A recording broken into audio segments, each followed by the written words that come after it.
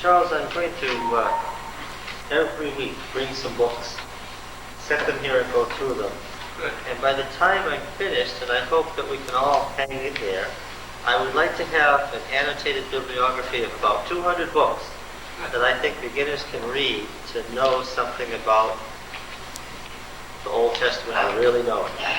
And by an annotated bibliography, I mean that I'll list the book and its publisher, and I'll tell you what I think of it, what I think of its strong points and its weak points and so forth. That means I have to read the book. All in English, all in English. We'll skip the other 200 essential books in German, right? Now look, this is some of the most important stuff we're going to do right here. This is hermeneutics. And what is hermeneutics? I don't know. Who is hermeneutics? Hermeneutics are principles of interpretation. Hermeneutics, principles of interpretation. And we have made some assumptions here, and I've just kind of not even stated what my presuppositions were, but obviously you imbibe the presuppositions of whatever teacher you listen to. What are presuppositions? Presuppositions are things that you presume to be true without even discussing them. And of course in the Bible, that's really interesting.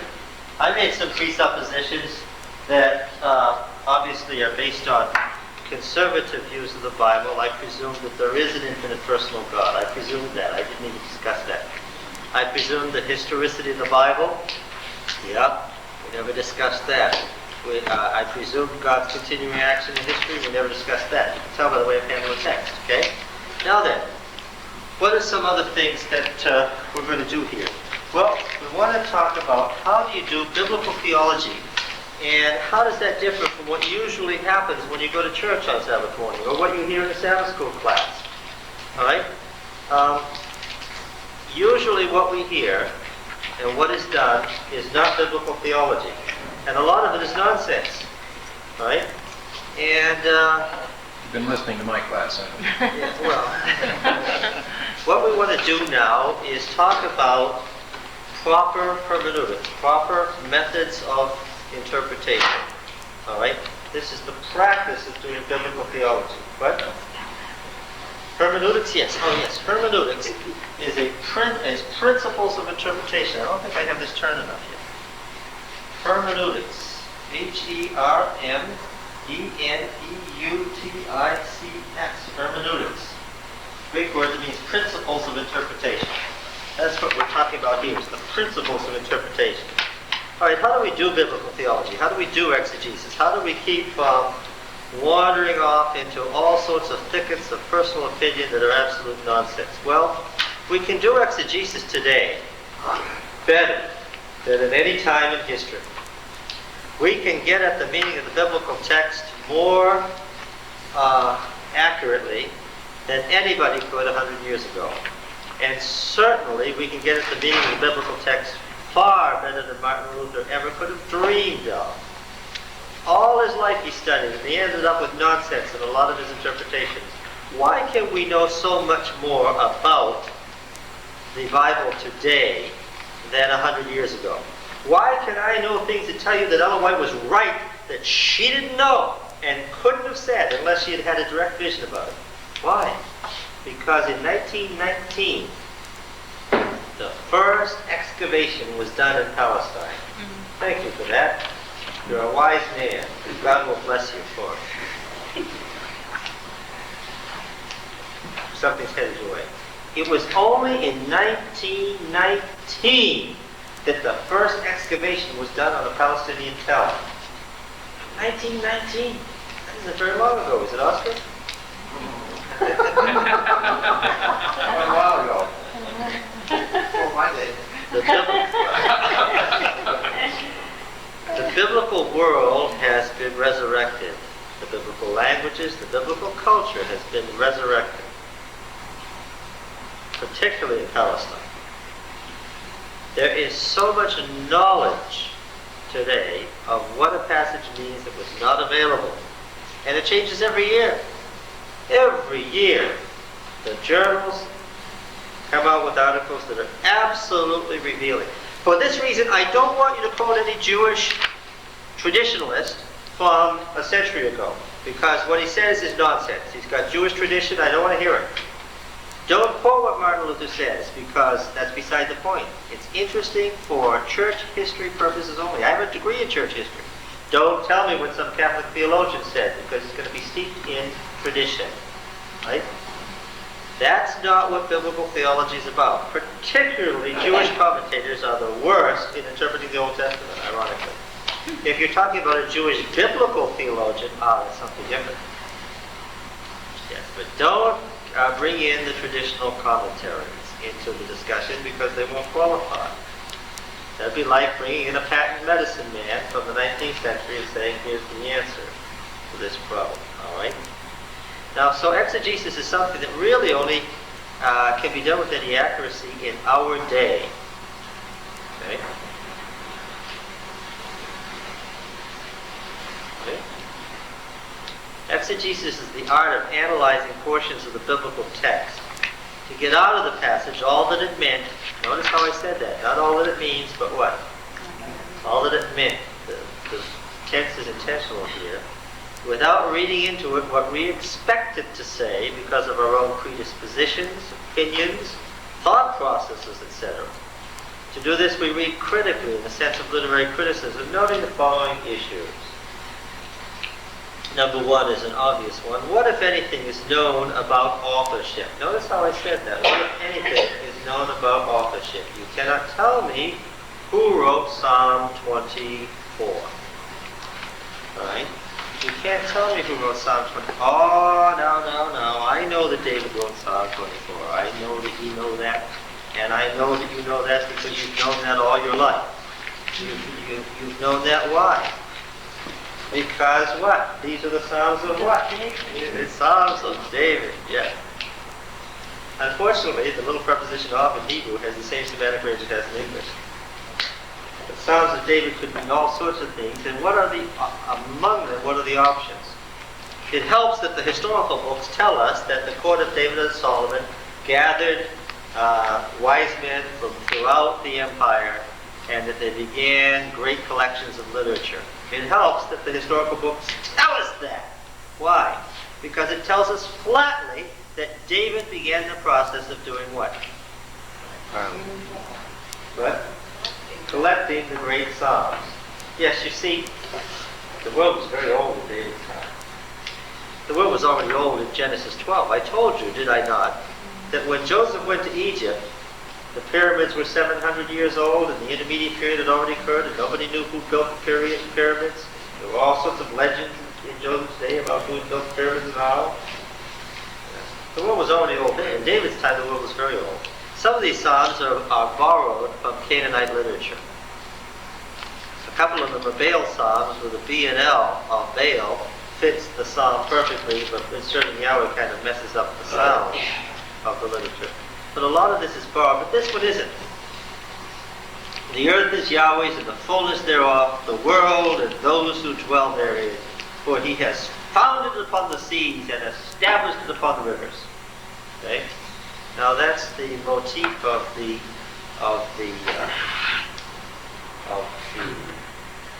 rule of Yahweh over the cosmos. And now we're going to enter into his temple. And where is that temple? Where is that temple? What? Now remember, you've got to think like an ancient. Where is it? You're half right, but unfortunately every half-truth is a lie. What? Yeah, you said also. See, you think you've done a good job of just doing better than him, but you haven't. You're only been a more subtle deceiver. It's both. But both, I told you to say both. Yes. But I said that because I was a Westerner talking to Westerners. When I say it's both, that's not what they meant at all. What did they mean? How many temples were there? One, not two. There wasn't an earthly with a heavenly. There was what? One temple, because here is there, now is there. Okay? I'm sorry, but that's just the way it was. Now, that's why you could get direct blessings from Yahweh by going into his presence. You were in the presence of the Lord. Oh, when we come into the sanctuary, we say we're in the presence of the Lord. We mean something quite mystical and different from that. No, we're Westerners. Now, this is called an entrance liturgy. These are called entrance liturgies, and I've referred to them in this thing we're going to read here. And I mention this because I wanted to use it as an example. Here is what the supplicant, and by the way, this began at the bottom of the cosmic mountain in all the ancient myths, and in Jerusalem, this question was asked down at the Kedron Valley. There was a giant staircase that led up to Solomon's temple. Hundreds of feet high. Majestic thing. And you entered, and Zechariah and some of the other prophets tell us, you enter the valley of Jehoshaphat, and that is the valley of decision, that's the valley of judgment. Okay? That's where judgment must be made on you and on your offering. Okay? This is the question. You're seeking entrance, because when you get entrance into the temple, you are in the immediate presence of Yahweh, where the blessings of righteousness will flow on you, and you will have eternal life. Okay? Now you must ask the priest this. Who shall ascend the hill of Yahweh? This is Zion. Is this the heavenly Zion or the earthly Zion? It is Zion. Who shall ascend the hill of Yahweh, and who shall stand in his holy place? Now stand here doesn't mean just this, right? That's not what the verb to stand means. What does it mean to stand in judgment? Huh? You're being survived. Yes. To survive. Yes, that's right. It's what we mean by withstand. Yes, it's what we mean by withstand. Did you withstand the temptation? Yes. Did you withstand the trial? Did you make it through? Yeah, that's what it means. Who will be able to endure? To stand means to make it through. Who has the right to do that in his holy place? How does the priest answer? Oh, this is antiphonal, you see. You can't read this on Sabbath morning and get the hint out of it, because we're not standing at the base of the Kedron Valley waiting to go up into the heavens and stand in the immediate presence of Yahweh. But the priest, this is a moment of judgment. The priest answers, he who has clean hands and a pure heart. And to do biblical theology, we look through the Old Testament about what does the idiom to have clean hands mean? You understand? If we're going to do biblical theology, clean hands must mean something. So we look for the idiom clean hands all through the Old Testament, and particularly in Psalms, and particularly in other entrance liturgies, to see if we can find out what having clean hands means. And a pure heart. Pure heart to us is very abstract. It wasn't abstract to them, but we want to know. Who does not lift up his soul to what is false, and does not swear deceitfully. He will receive blessing from Yahweh and vindication from the God of salvation, the God of salvation. Yahweh takes on many forms, and here it is the God of salvation. It is important to know that salvation means to be rescued from being taken prisoner by the enemy in this context. This is one of those brought back from the house of the dead verbs. Okay. And vindication, there's that word that we find in Daniel, right? When will the sanctuary be vindicated in Daniel 8:14? Yeah. Vindication from the God of his salvation. And the priest of choir says, in speaking to the priest, to tell the priest what to do, here's somebody who wants entry. The answer about this group of people is, such is the generation of those who seek him, who seek the face of the God of Jacob. And I remember that Jacob is the supplanter, and Jacob made a covenant, and the God of Jacob, when you call on the God of Jacob, you're calling on a different aspect of Yahweh than when you call on the God of Abraham. There's something about the God of Abraham, the way God was revealed to Abraham, that's different from the way God was revealed to Jacob. If you're calling on the God of Jacob, you know what you're calling on. A certain aspect, a certain quality, a certain kind of God.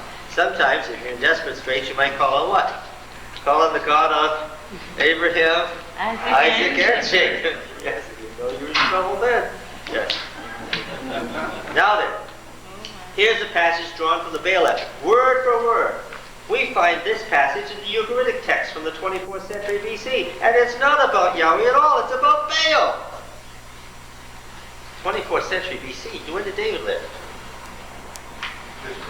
1,000? No, 1,000 1,000, yes? 1100. 1,000.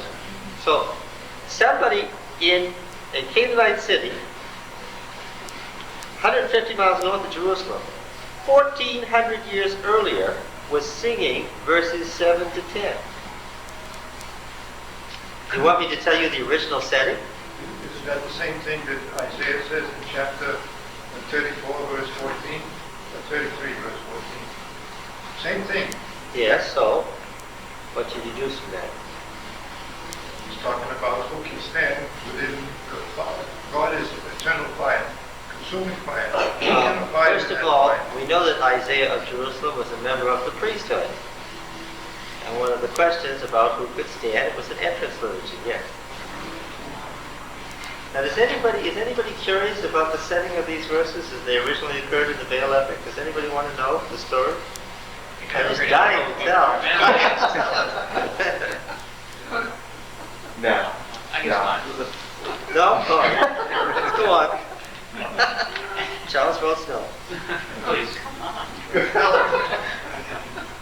Here's the story as it occurred in Ugaritic. In Ugaritic. Ugaritic was the name of this ancient Canaanite city. Okay, that's why when we say the Ugaritic Texts and their relation to the Old Testament, okay, Ugaritic is just the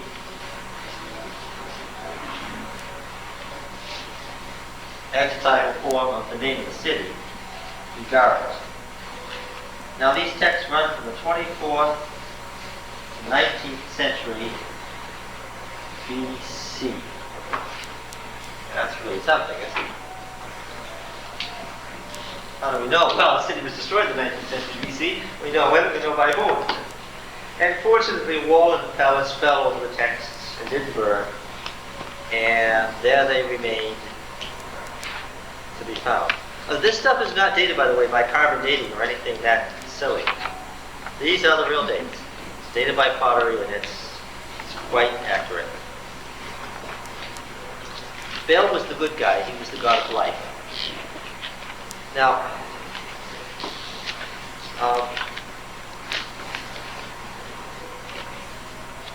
of all the olden gods, there was only one left, and that was El.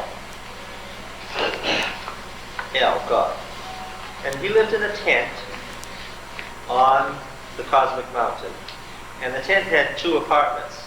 It had a veil hanging between it, and it had two apartments, an inner shrine and another shrine, a holy place and a most holy place. It's actually called the most holy place. And the gods were having quite a fight over who was going to control the cosmos. And the heavenly court came together, the sons of El, and on this occasion they had a problem because Mot, the dragon, the god of death, Mot is the Semitic word for death, had taken over the world and everything had died. Okay. So the gods wanted to see what they could do to bring life back into the cosmos because everything was dead. And they were discussing this back and forth. And El, the father god, now this took place in his sacred shrine, in his tent. And of course you should be thinking of the sanctuary of the wilderness when I tell you it was a tent with a veil between a holy place and the most holy place. And the father god said, well, whom shall I send and who will go for us? That's the question in Isaiah. Right out of the Ugaritic text. Whom shall I send and who will go for us? And Isaiah said, here am I, send me, because you know enough about the Bible to figure out what Baal said. Baal said what? Here am I, send me. Now Baal had a big, strong, two-edged sword that cut both ways. And that sword, by the way, shows up in the passage we're going to study tonight, Genesis. So he went down to fight the dragon. This is the first time that myth that goes all the way through to medieval Europe. St. George and the dragon, St. George's big sword, he's going to go slay the dragon. That, you can trace that myth all the way from Ugaritic on down. In the 24th century BC to about 1400 AD, that myth was a common myth. Okay, that's 38 centuries. So he went to fight with the dragon, Leviathan, the big snake. He went down into the underworld, and of course the underworld is the realm of death, right? And how did it go? Well, he didn't win initially.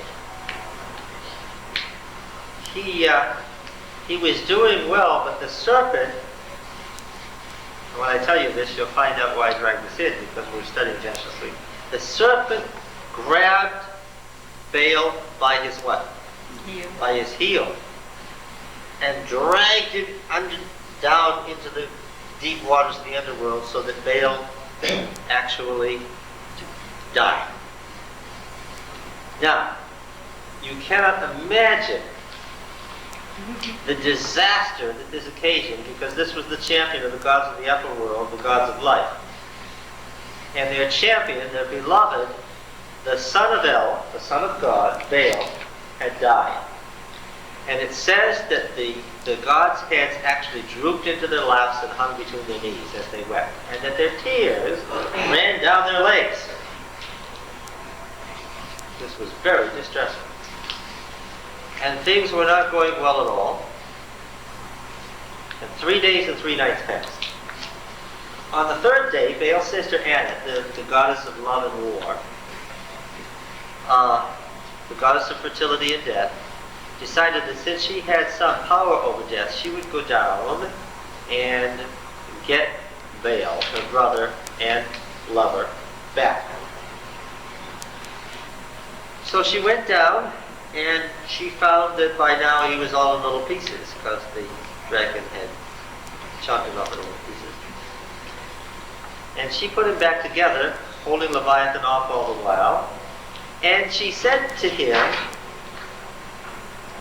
"Son of God, thy father calls thee, come forth." And guess what happened? In the Ugaritic myth, on the third day, Baal rose to life and was resurrected. Now, this was not expected, as you can imagine, by the dragon Leviathan. When Baal woke up, he grabbed his sword and what did he do with it? Well, say it in biblical terminology. You know what he did. He gave the dragon a deadly wound. Isn't this fun? The 24th century BC. So what happened to all the dryness in the world? All the death in the world. What happened to it? At that moment, they looked out over the Mediterranean from Zaphon, the holy mountain, and what did they see? They saw a small black cloud coming, and they knew what? They knew that the season of death and dryness was over, that what? The reign of Baal was coming. Because Baal was the god of thunder, lightning, and rain. And when there was a great thunderstorm coming off the Mediterranean, you knew that that was the moment that what? You knew that that was the moment that what had happened? You knew that that was the moment of Leviathan's death and Baal's resurrection. Oh, so now Kings 19 makes sense. Now you catch the irony. Now you understand what Elijah was doing up there at the end of a great dry season. Confronting the priests of Baal. Pouring out the last water from the king's store and saying, "Where is he? I afraid to get here." And there wasn't any Baal. Because in the Old Testament, Yahweh replaces Baal. Okay, now, it tells how they built. At that point, they made Baal the king of the gods. And El, the father god, gave up kingship to Baal for eternity. But you know that time is cyclic, Oscar. because you know how the ancients thought. So just because there was a deadly wound, what was going to happen to the deadly wound? The deadly wound was going to be healed. And death and the powers of evil would take over again, and what would happen? And the fight would be fought again, and the moment of crisis, and the rains would come again. So they made a temple up there in the heavens. The gods made Baal a temple. And this, it's important to know that the word temple and the word palace are the same word in the Semitic languages. So did they make him a palace or did they make him a temple? Oh, a palace is a temple. So now, Baal was proclaimed king over the gods forever. He had eternal kingship. And this is what they said. They said, long live the king. But first they knew that Baal had been dead. So they said, the king is dead. Long live the king. A phrase, again, from Samuel that goes all the way into Europe. Right? Why are these things so familiar? Because they're part of the Canaanite stock in religion, and they're the basis of Western civilization. And now they usually mean that the old king is dead and now the new heir. Yes, but you didn't realize that the idea of a family of kings, all of whom give their life to each other, hereditary kingship was based on Baal. There was never any hereditary kingship in Israel because that was a pagan idea. And David had the nerve to ask for what? Hereditary kingship. And he wanted to do what else? Build a temple to replace the sanctuary. Just as Baal's temple replaced El's tent. Now this is heavy-duty stuff that we're going through here, but it's very important. Because if you don't understand this, if you don't understand how to do exegesis, we're not going to... Most of the Bible is going to remain a mystery. Yes, you were saying? Well, what is the title of that story? Is it just Baal? It is called in all the... and you can go right here to our library and read it. Okay. You can either read it in documents from Old Testament times or from ancient Near Eastern texts, either of which is in our library, and it's called the Baal Epic. Okay. And that's the title you'll find in those books. If you want. Oh, I didn't tell you one of the great things, and that's because this is when Baal was resurrected at the end of the third day, and when he gave the dragon its deadly wound, and when the life-giving rains were on their way, he came back in triumphant glory to the cosmic mountain. Now the gods had given up. Their heads were still down between their knees, crying. And this is what it said. Psalm 24, verse 7. Oh, it doesn't make any sense here because the Hebrew writers always expurgated out these pagan concepts. It says here, lift up your heads, O gates. Gates don't have heads, and there's nothing to lift up. Because, of course, the original said what? The gods had their heads down between their knees. Baal was on his way back. And what does the line actually read in the Baal Epic? Lift up your heads, O gods, and be lifted up, O ancient beings. Well, of course, our Hebrew writers couldn't stand for that, so what did they do? Yes, doors, because they've made it, this is part of an entry ritual into the temple. And so they have changed it from the divine beings into the gates and bars of the temple itself, the courts of the temple. That the King of Glory might come in. Exact quote from the Baal Epic. And then the gods answered in considerable surprise, who is this King of Glory? Because they had not yet given kingship to anybody. Well, of course the answer is Yahweh strong and mighty, Yahweh mighty in battle.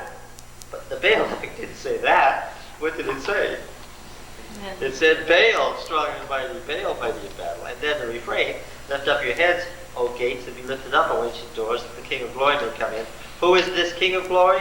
Yahweh of hosts, he is the King of glory. Now, what's it doing here? Well, this is an entrance ritual. And this is the part of the psalm that the worshippers sang as they ascended the staircase to go what? To go into Yahweh's presence. Because coming before him, they are going in with him to the enthronement. Because there was an enthronement ritual every year where Yahweh was re-enthroned as king over the cosmos. Okay. Now then, it matters, doesn't it, that we know something about the form of Psalm 24.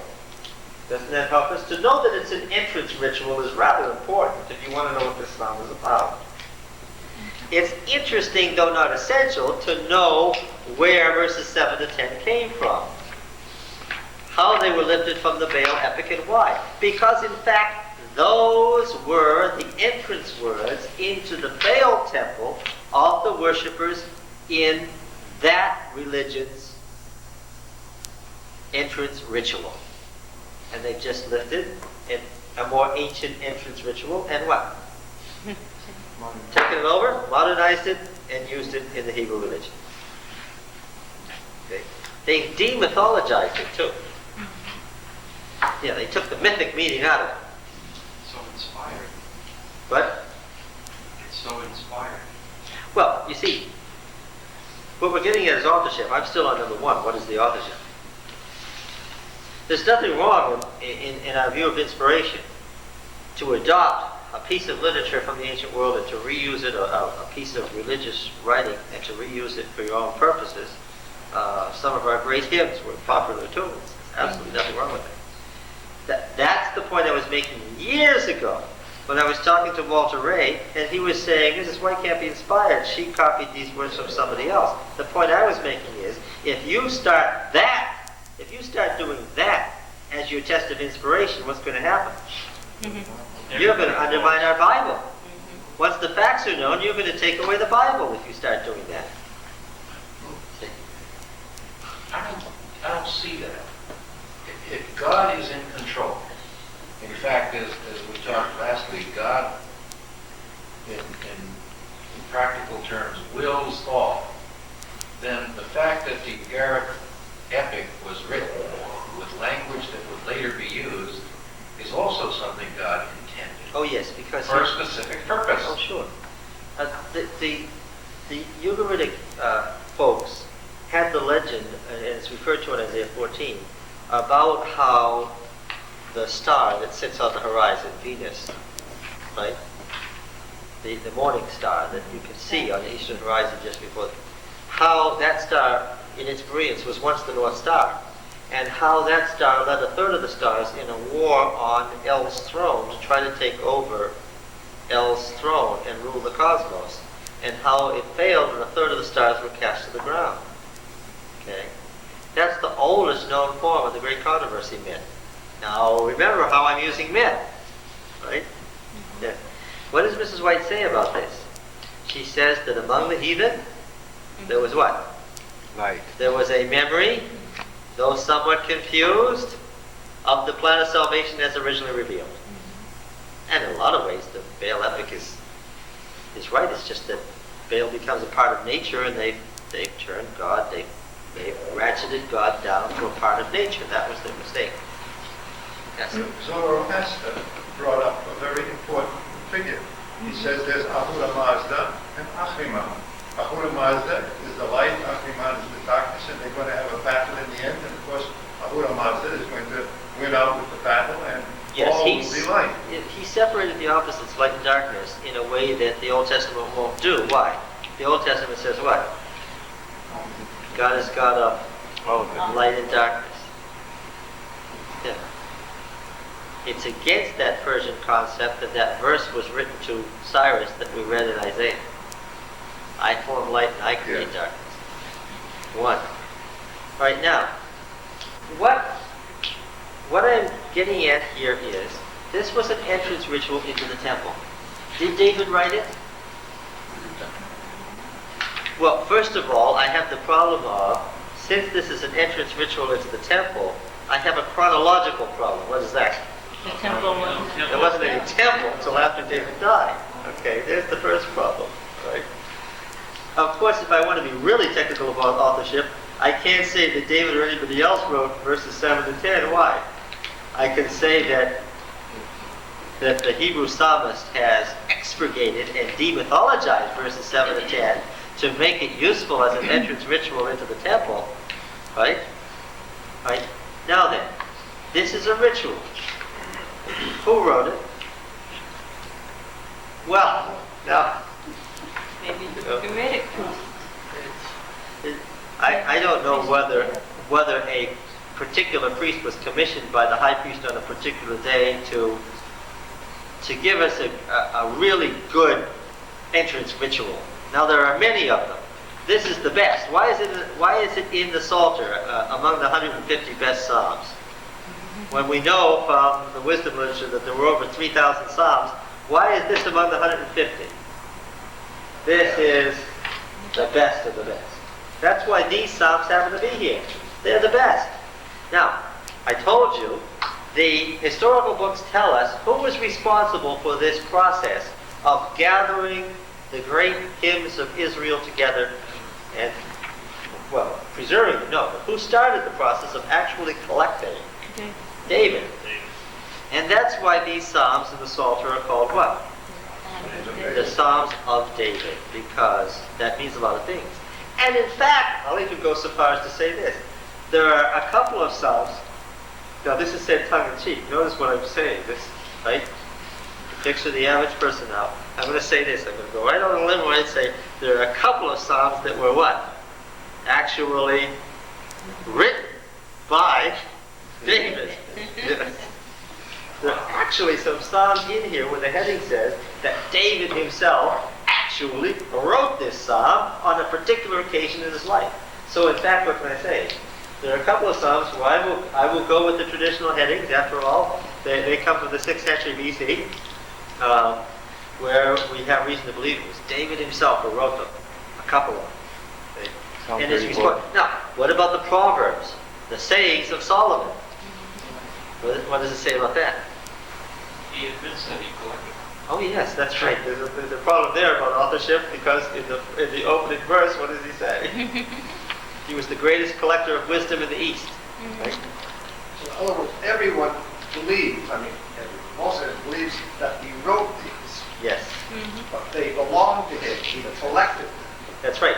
In the same sense that the house of David continued to be the house of David 500 years after David had died. Right? Okay? Yes. Isn't that fun? So now, what are we on? We're on number 1. What, if anything, is known about authorship? That is a very tricky question. Who was the author or authors in this case? Where did he and they live? Well, I know where the author of Psalm 24 lived. Where did he live?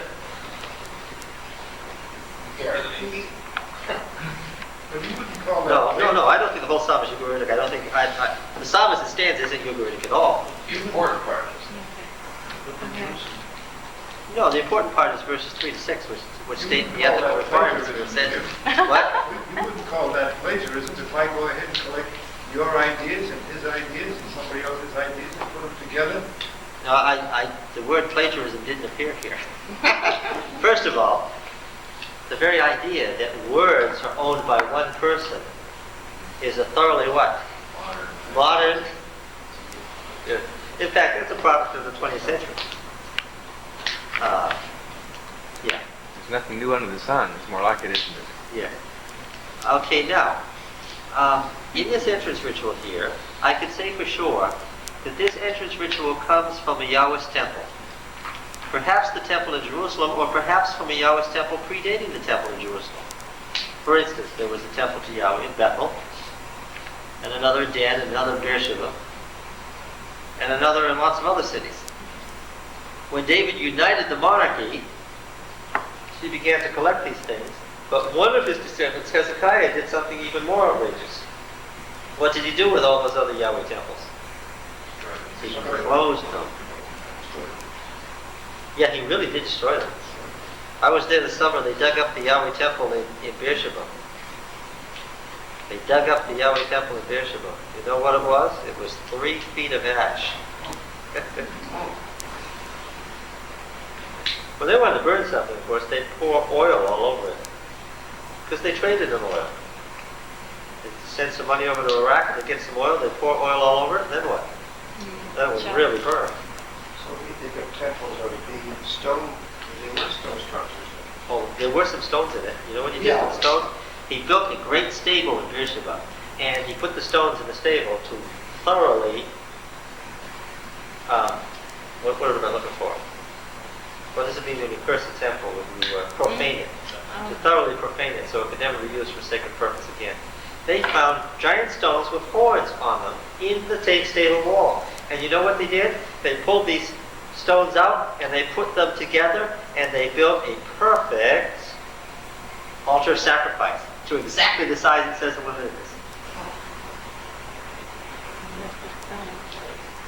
And I've got pictures mind you, of them putting it together for the first time, practically jumping up and down, realizing that they had the altar of sacrifice from the Yahweh temple of Beersheba that Hezekiah had destroyed.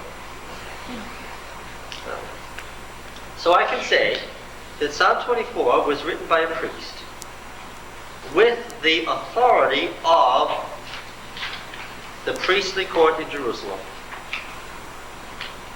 as an entrance ritual for one of the Yahweh's temples, and ultimately it ended up in the Yahweh temple in Jerusalem under David's auspices for one of David's children, one of the 20 kings who followed him. Because any king who admitted it into the canon made it what? A Psalm of David, because any king sitting on the throne was sitting on what? The throne of David. So what, if anything, is known about authorship? The answer to this is, on Psalm 24, I can't give you a name, but what? Is anything known about authorship? Oh, yes. Oh, absolutely. I have a pretty good idea of who did it and why, and by looking at the words, I have a pretty good idea of when.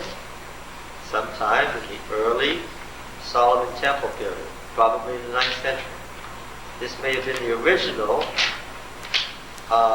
entrance hymn for the temple when it was first opened in 967 BC. Or is it 965? Anyway, 965. 480 years after the Exodus, anyway. So, I have a pretty good idea of when. Who, I don't know his name, but I know who. I know where he lives and when. I even know why he wrote the song. Or they. Right? I don't know anything about the music. Yes? When Solomon built the temple, wasn't it on his dedication he said, the heavens and the heavens of the heavens cannot contain thee, yet I built this temple to contain thee. Now that was, Solomon recognized the fact that God was greater than the temple that he built. On the other hand, when Moses built the tabernacle in the desert, God says to him, he says, make me a place where I can live with my people. So we're going to come to that. First of all, he correctly said name. It's the name theology. Neither in the Exodus nor in Solomon's time did God say that he dwelt there. He said his name dwelt there. We'll have to examine the name theology. We'll get to that. Okay. What light does Jewish and Christian tradition throw on authorship of any? In this case, what light does Jewish and Christian tradition throw on the authorship of Psalm 24? None. Yes. Yes. Is this passage part of a unit? Is it prose or poetry? See below, that's number 7. Is it a particular type of literary unit? For instance, does the unit fall into the national epic? Oh, look, I wrote nation epic. National epic. The Deuteronomic history, the wisdom corpus, a particular prophetic collection. We'll come to all of these. Isn't this fun? Is the passage an even smaller literary unit and a more particular form of literature? I used form deliberately because I was alluding to form criticism. For instance, the throne succession narrative, an entrance liturgy, a court tale, etc. Yes. 4. What is the probable date of the text as it stands? Now we can look at words and figure that out. For instance, if I see a passage in prose that mentions nuclear physics, I know that I'm not reading something that was written in the 16th century. I'm not even reading something that was written in 1890, probably. Right? And if I read a passage that uses this verb in English, how did that impact on you? Right? I know right away. Oh, well, I'm reading something that was written after about 1980. Why? Because the noun impact began to be used as a verb in psychology around 1980. Right? In the same way. Hebrew words came into vogue and went out of vogue. And you can take known passages where a word becomes popular, and that helps you date other unknown passages. And you can look at the language. Look, 1,600 years. Does language change much in 1,600 years? 1,600 years is represented by the Old Testament. Yeah. So the language is very different from part to part. And you can date it.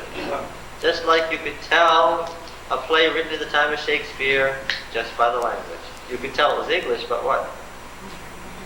Say, 17th century English. Okay? So, yes. What is the probable date of the text as it stands? Notice the text as it stands, because lots of times you can see that there was an earlier text on which it's built. Is it likely that the passage originates from an earlier date than the work on which it now stands? Well, part of it, in Psalm 24, originated from a much earlier date. Yeah, it was probably still around, though, in the Canaanite temples. And when David and Solomon conquered an empire, what did they have? Suddenly all these temples were in their territory. Right? Right? The placement of the cities of refuge is a law of Moses. God said to Moses. It's kind of discouraging to find out that God gave Samuel a list of instructions, word for word, about what kings could and couldn't do.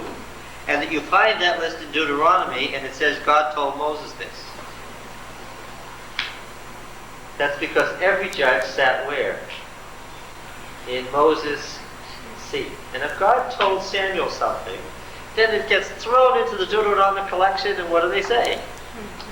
These are the laws that, that God gave Moses to Israel. But now wait a minute. Samuel lived in 1100. Moses died in 1405. What happened to the intervening 300 years? Oh, no. If you lived in Samuel's day and you said, let's go to see Moses, nobody would have said Moses died 300 years ago. What would they say? But which is the road to Ramah? How do we go? Let's go see him. Right? You understand? Any judge was what? Was Moses. And the law of Moses was what? That which Moses started and which God revealed, and which what? He continued to reveal to those who occupied Moses' position. Remember, now is then. Once you get to this liquid concept of time, we can't say that God said it to Moses when we mean Samuel, because what? We have chronos. What is that? That's a Greek conception of time, which is what? It's linear. If Moses is dead, he's dead. That's the end of God telling Moses anything. End of story. Right? All right, now then. Is it likely that the passage originates from an earlier date than the work in which it now stands? Or possibly, as in the case of the Law of Kings in Deuteronomy, perhaps the passage originates from a later date than most of the work in which it now stands. Right? All right. What light, if any, does the traditional date shed? Well, I know when all of Deuteronomy was written. It's written the year Moses died, 1405. The whole thing was written from beginning to end. That's what tradition says, because I know who wrote Deuteronomy. Who? Moses.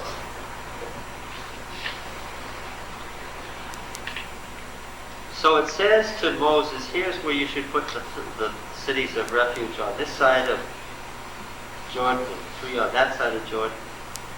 Actually kind of changes. It says that God told Moses to make cities of refuge. Then later they're enumerated suddenly. And it's rather important to find out that those were the capitals of the countries David conquered. Yes. And they couldn't be capitals anymore, but people naturally looked to them as the center. So David sent Levitical priests over there to train the populace, and their former capitals became the centers of the new religion, the Yahwist religion. Hey, that was pretty good. So David had a missionary sense too, huh? He actually thought maybe he'd convert the heathen peoples that he had conquered. Well, it's good to know. I'm glad to know that. All right. 5. What particular themes are unique to this passage and author? Author? What theological concepts are developed here found nowhere else? Is it getting colder in here? Huh? But the theme, it's still turned up. I don't know why. Turn it off? No, it's up still. Okay. I'm doing fine. That's all right. For instance, the suffering servant is found only in Isaiah. The Son of Man is found only in Daniel. The Son of God is found only in the Royal Psalm. Then we need to find out what the specific imagery is in a particular passage to find out what it means. Where did it come from? Where did this concept of the suffering servant in Isaiah come from? What are its antecedents? What is the meaning given to this new concept? All right. What theological developments are evident in this passage? What's theological antecedents and precursors of them and imagery are found elsewhere in prior passages? 7. Is the passage prose or poetry? Is it prose that was once poetry, like Genesis 1? Or for that matter, most of the stories of Genesis, which were once a national epic and were all in poetry. Okay. If poetry, what particular structure, meter, poetic terminology is present that shed lights on the original or exegetical meaning? What imagery and terminology are drawn from the political and cultural history of the time? Are there any hapax words? What does hapax mean? Greek word meaning occurring only once. What like can parallel passages in parallel or cognate languages? Notice the word cognate, what that means. Parallel language shed on a meaning words. Let me mention something to you about biblical Hebrew. This came up after we broke up the other night. Biblical Hebrew is only about 15% of what has been posited by scholars as existing, called Ancient Hebrew, which is Old South Canaanite. And the reason for that is that when you're writing just about religious things, you leave out a lot of words. And words have been, hundreds of words have been suggested as probable Hebrew words that don't exist in the Bible, or are corrupted in the Bible, and if we could read the corrupt passage, we'd find some of these words. And when you get extra biblical texts from Palestine and they appear, very often what? Hebrew words appear that aren't found in the Bible, and they are words that have been posited by scholars that did exist. And they turn up. Only 15% of the spoken language is represented in the Bible. Okay? So it's a very narrow slice of their life. Right? A lot of what existed can be found by looking at the parallel languages, the cognate languages. These languages had the relationship to each other that Portuguese has to Spanish. You understand? Or more distant, that Italian has to Spanish. Depending on how far removed. Okay? So that's what happens words. What is the state of the text itself? Oh, we never mentioned that. Probably, that would have been a good place to begin if you wanted to. What is the state of the text? When you look at the Masoretic text, you find that there's not a single page of the Bible that doesn't have hundreds of variants. What is the state of the text? Is the text in good condition or bad condition? It varies from place to place in the Bible. What is the state of the Masoretic text? We'll explain Masoretic text later. In the book and passage in question. What theological and editorial tendencies can be noted in the Masoretic text? What? You mean our textual family has theological biases? Yes, it does. Sometimes the text we use is not the best text. What light do the Palestinian and Greek textual families shed on the original wording of the passage? Now, unless you were asleep, you should have figured out then that how many textual families are there? 3. So what are they again? The Masoretic text, which comes for the most part from Babylon, probably. The Palestinian text and the Egyptian text, which of course was translated very early, in the 3rd century, to Greek. Meaning the Septuagint. Well, no, the Septuagint is the end product. The Old Greek is much older, and there are even passages older than the Old Greek. We've got to think of the Egyptian textual family. The Septuagint is one part of our whole recension. Okay.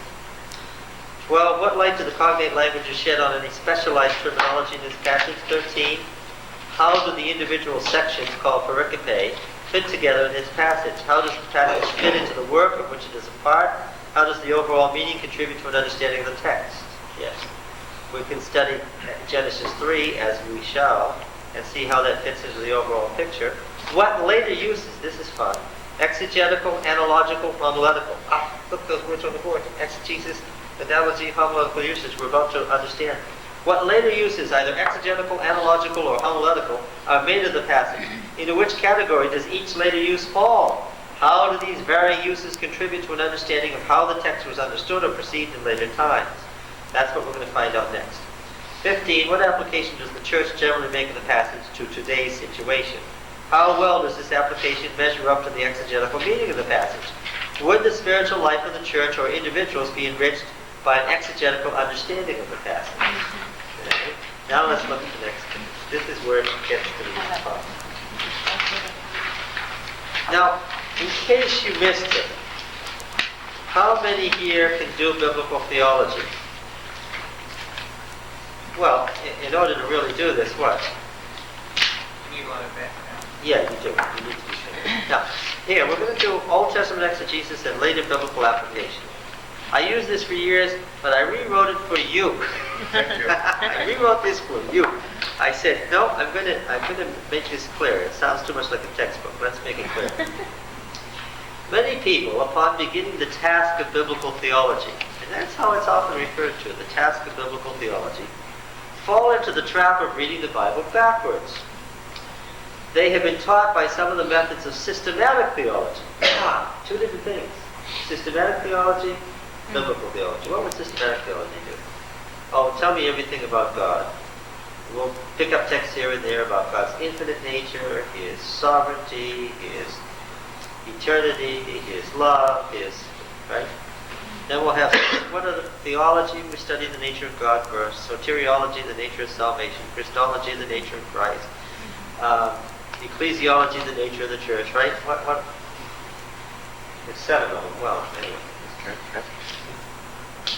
They have been taught by some of the methods of systematic theology to group all sorts of texts together that have no real relationship. Does it not say in Isaiah, here a little, there a little? Doesn't it say that? Yeah. Yes, but that's not the exegetical meaning of the text. That's a misuse of the text. The text does not say, take a little from one passage and a little from another passage and put them together and get a doctrine. If you read the passage, it doesn't say any such thing. Okay? So, before anybody mistakenly quotes that text, let's do an exegesis of that text first. Where is that? Well, it's in chapter. We're going to read Isaiah 7 to 9 in a minute to illustrate what we're talking about. They group all sorts of texts together that have no real relationship. Even where a later passage is directly related to an earlier one, as a direct outgrowth of it, it would be inappropriate to read the meaning of the later passage back into the earlier one. To give an example near to the hearts of Adventists, it would be absolutely incorrect to read a meaning from Revelation back into Daniel. And notice I inserted an exegetical meaning. Okay? Why not? If time is in cycles. Oh, no, Why it does isn't. it have to be Because the truth one grew. directional cycle? Don't get two different things confused. Because the truth grew. Because it got bigger. Their ideas expanded because God revealed more things as time went on. That's what the nature of Revelation. And how do you know what's developing? How do you know what direction is developing? How do you know what is a correct interpretation? You start from the beginning and you work forward. Okay. A lot of the problem that Desmond Ford had with Daniel was what? He wasn't reading Daniel. He was reading into Daniel a bunch of New Testament ideas. Well, New Testament eschatology, the way the world is going to end according to the New Testament, is quite different from the way the Old Testament says the world is going to end. Why? Because God had a plan. It didn't work out. God told Israel how the world could end. Did it end that way? No. Okay? So now we're going to do, if we want to find out end of the world things, we'll talk about eschatology in the first 5 books. How would the world have ended in Genesis to Deuteronomy? Eschatology in the age of the judges. They had a concept of how the world was going to end. Deuteronomy 32. How about eschatology in the kingdom age? Oh yes, we can go through and see how they thought the world would end up. How about in classical prophecy? How about in apocalyptic? Something different still. In the intertestamental period, they developed a completely different concept of how the world is going to end, and the New Testament gives yet a different concept of how the world is going to end. It's important to know these and not throw them all together. Otherwise, you're likely to end up with dispensationalism. According to the text, that's what the text says. Yeah, it's completely wrong. It's because they group together texts wrongly. Okay? How do you know that historicism is right and dispensationalism is wrong? How do I know that I shouldn't be watching the 700 Club to find out how the world's going to end? Jesus. Yeah, that's right. Thank you. God will bless you for that too. To give an example, dear to the hearts of Baptists, it would be absolutely incorrect to read a meaning, an exegetical meaning that is, from Revelation back into Daniel. Because I want to tell you something. You can understand Revelation if you understand Daniel, but you can't understand Daniel if you keep reading Revelation into it. And now I want to say something further. By doing so, we would miss what Daniel was actually talking about. And of course, we could not actually do an exegesis of Revelation until we'd done an exegesis of Daniel first, in any case. Now, no scriptures of private interpretation. The way in which we agree on what a given passage means is to follow the rules of exegesis scrupulously, working our way forward through all inspired material until we have the grand whole. The guidelines for doing exegesis were laid out in the prior study guide on exegesis and critical reading. Of course, to answer many of the questions would be impossible for the beginner. That is why the Church educates biblical theologians. However, the lay reader can go a long way to understanding how biblical ideas develop by careful study. The reader can certainly trace the path of developing truth from the simple to the complex as greater light developed over the course of biblical history and revelation.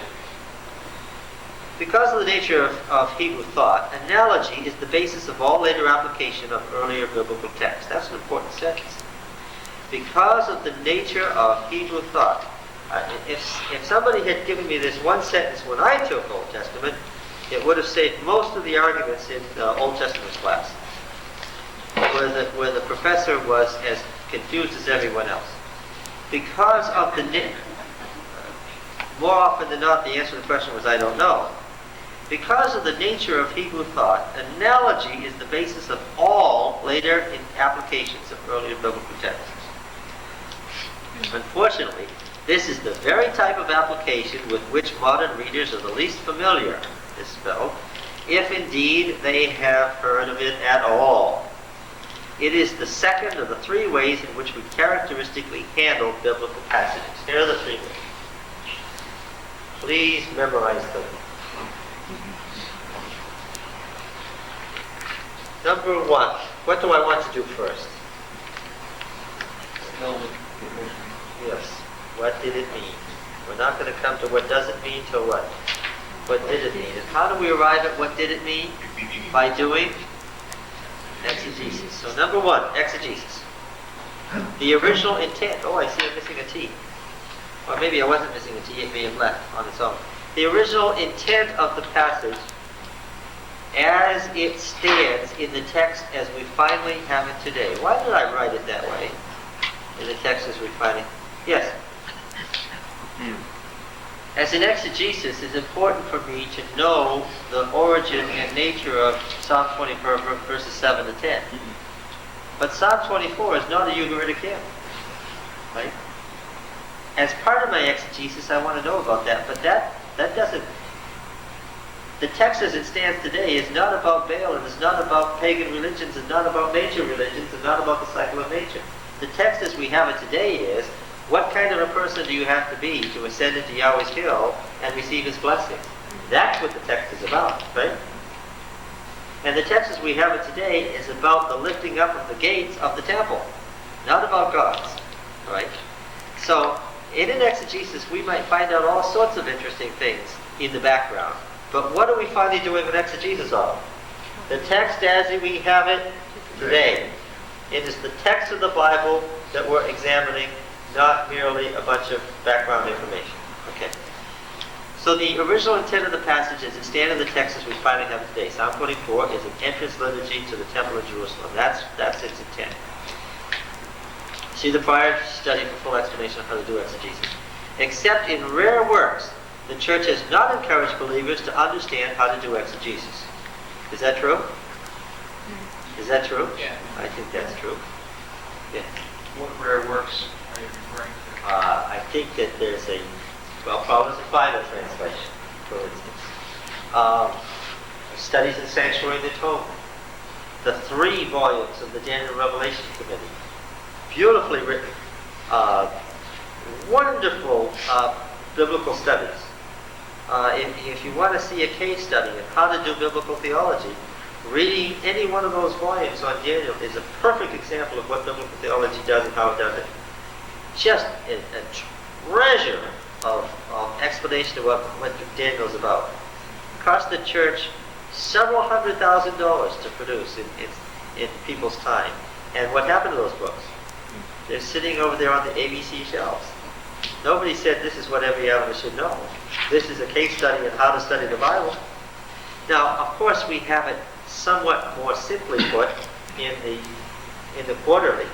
If you're going to say, well, we're going to study nothing but Romans this quarter, then you're forced to give hints all along the way about what exegesis is. Right?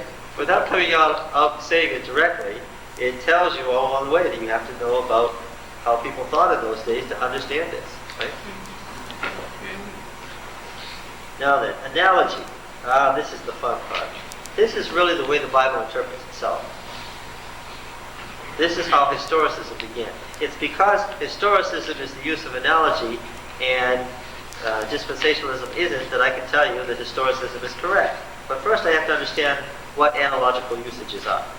The later application of the text by an inspired or uninspired source, the use does not apply to an exegetical fulfillment. Does not apply to an exegetical fulfillment, but to a later analogous event. Analogous means that there's some similarity between one thing and another, right? It was the constant use of analogical application in the Bible that gave rise to the erroneous and unfortunate concept of dual prophecy. Have you ever heard of dual prophecy? Yeah. Well, you ought to have. I was taught all about it when I went to an Adventist college. Instruction in Jerusalem. Instruction for Jerusalem in the end of the world. Matthew 24 is a dual prophecy. Or Luke 21. So forth. No, it isn't. It's not a dual prophecy. I can tell you why. Because there aren't any dual prophecies in the Bible. That's why it's not a dual prophecy. Here, let's take some examples. We're going to look at Amos, Isaiah, and Hosea. Amos, the first of the writing prophets, one of the truly great figures in biblical history. Prophecy changed with Amos. We don't have time to go into all the wonderful things about Amos. When I taught Hebrew prophets, this was always one of my favorite books. So sometimes you had to slog and just keep on when you were in Hosea. With Amos, it was always fun. Now, Amos turns the idea of the day of the Lord on its head. Because up until Amos, the day of the Lord was against the heathen nations. The woes on the nations. The day of the Lord is the day of Yahweh's wrath against the nations. But in Amos, that isn't what it is. Amos turned things around. He was the first prophet to say the day of the Lord is coming. Indeed, it's at hand. The day of God's wrath is at hand. And who's it against? Well, who is it against? Let's see. Amos 1 and verse 3. Thus says Yahweh, for 3 transgressions of Damascus and for 4, I will not revoke the punishment because they threshed Gilead with threshing sledges by it. Okay, so the day of the Lord is against Syria. Okay? Verse 6, for thus says Yahweh, for 3 transgressions of Gaza and for 4, for one after another, I will not revoke punishment because they carried into exile a whole people to deliver them up to Edom. So the day of the Lord is against Philistia. Okay, verse 9, for 3 transgressions and for 4, I will not revoke the punishment against Tyre. So Phoenicia, the day of the Lord is against Phoenicia. Verse 11, for 3 transgressions of Edom and for 4. Okay, it's against Edom. And in verse 13, it's against Ammon. And 2:1, it's against Moab. And I noticed that the day of the Lord is it's against what? All the nations in a circle around God's people. Yes, and if I was listening to this sermon, the great woes on the nations, the great day of the Lord against the nations, what would I be feeling at this point? Oh, if all the enemy nations are about to be destroyed because the day of the Lord is at hand, how are things going? Yes, and then verse 6. 2:6. Thus says Yahweh, for 3 transgressions of Israel and for 4 I will not revoke punishment, because they sell the righteous for silver and the needy for a pair of shoes. Now I noticed that that the indictment on the other nations are short. 2 verses long, right? And it's poetry, and the meter is parallel in every case. What do I notice in the case of when I get to Israel? Oh, and by the way, why is God bringing judgment on them? Oh, for bloodthirsty things, because they destroyed an entire race, that sort of thing. And what is it in Israel? Social and spiritual conditions. They that trample the head of the poor into the dust of the earth and turn aside the way of the afflicted. All right. What's happening here? Verse 9. I myself destroyed the Amorite before them, whose height was like the height of cedars, and who was as strong as the oaks. I destroyed his fruit above and his roots beneath. The Amorite is a great tree. Also I myself brought you up out of the land of Egypt, and led you 40 years in the wilderness to possess the land of the Amorite. And I raised up some of your sons for prophets, and some of your young men for Nazarites. Is it not indeed so, O people of Israel? This is the covenant indictment. The charge here is breach of covenant, which is always. But you made the Nazarites drink wine and commanded the prophets, saying, you shall not prophesy. Okay, so what's going to happen? It's going to destroy them, and then the principle is set out in the next chapter 3, verse 2. Here's the principle. You only have I known of all the families of the earth. Remember what to know means, right? Therefore, I will punish you for all your iniquities. That's the principle. You're the chosen, therefore what? Oh, and now I see he was just leading up. First I had Syria, then I had Philistia, then I had Phoenicia, 4 I had Edom, 5 I had Ammon, 6 I had Moab, and 7 what? I had Israel. Because 7 is what? Completion, perfection. And when I go on in Amos, I discover that the northern kingdom of Israel is about to be destroyed by Assyria. And this is his indictment on Israel, and this is the last moment of judgment. This is the final judgment. This is the day of the Lord. This is the pronunciation of the day of the Lord on Israel by Assyria. And Assyria is explicitly mentioned. And what do we know? What do we know? That in that same generation, what happened?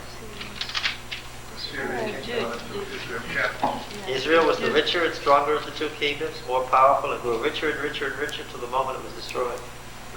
This is the age of Jeroboam II. This was its height of its political power, the height of its wealth, the height of its influence. And after Jeroboam II died, what? Gone with the wind, the biblical phrase. Gone with the wind. Right? Yes. Now then, it isn't really seventh in the series as it is today because there's a short little poem with meter that's quite different. The whole book, the entire book of Amos from beginning to end addresses Israel. It never mentions Judah. All the indictment is on the things going on in the northern kingdom. The destroyer is Assyria.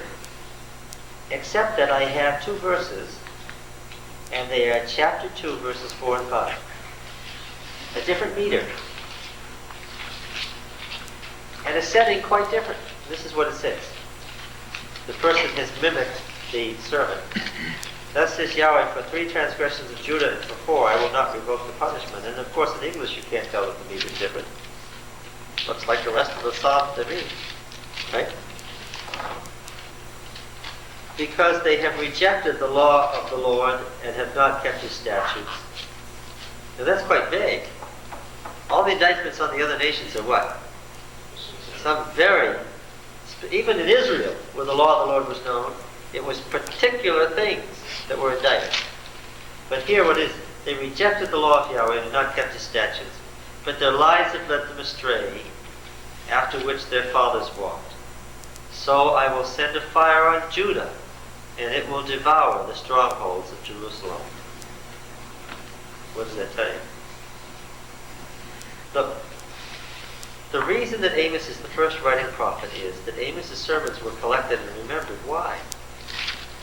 Because he said an amazing thing. He left Judah and he went to Israel, and he said an amazing thing. He said that great, strong, powerful nation was about to be destroyed by the Lord. And what? And what? And it was! Right away! When it didn't look like it was going to happen. That's how writing prophecy got to be.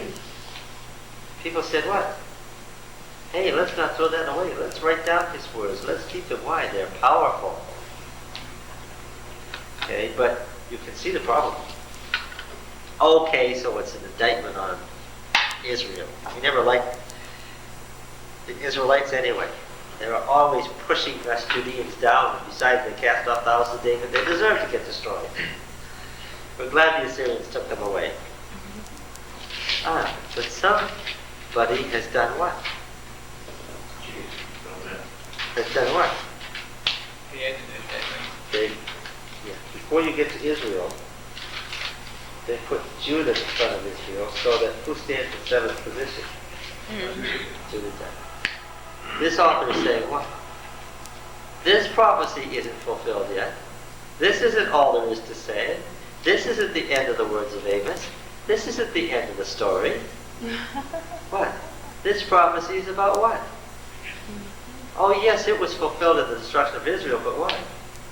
This prophecy and all this stuff here is about what? This is about Judah and the destruction God's about to bring.